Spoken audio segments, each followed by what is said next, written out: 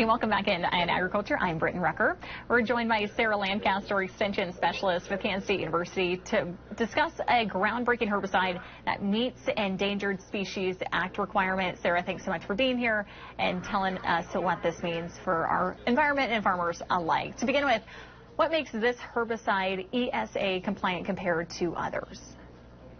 So over the last few years, there's been this big process of the EPA trying to come in compliance with the Endangered Species Act, which is not a new act, but the court order that required it is. And so this fall, they finalized their herbicide strategy, and this is the first ag herbicide that has been labeled since they release that final herbicide strategy. So this is kind of a big deal for folks to see what these new labels are going to look like. Yeah, so what specific guidelines ensures that it protects endangered species?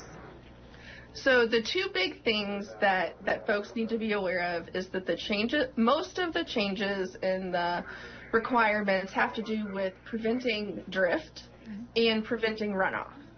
Okay, so as folks look through these labels, there's a lot of language and a lot of checklists and a lot of criteria that have to be met, but all of them have the end goal of preventing drift or preventing runoff. So big question here. A lot of farmers will be asking, how does this minimize your drift and runoff?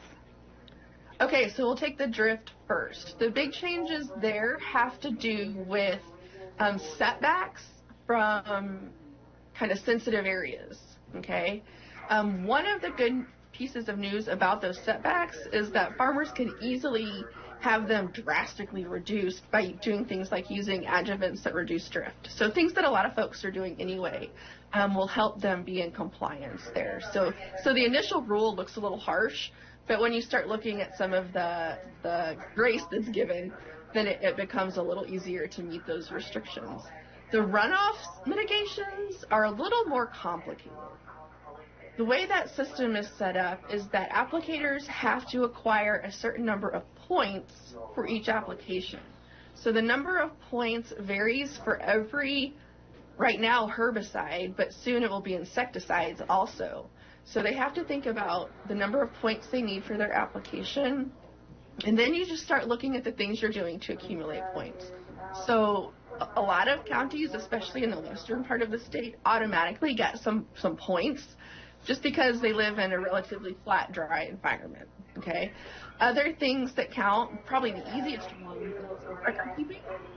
So just documenting things counts, but also working with a crop consultant or an extension agent or the NRCS on conservation plans, that counts as a point.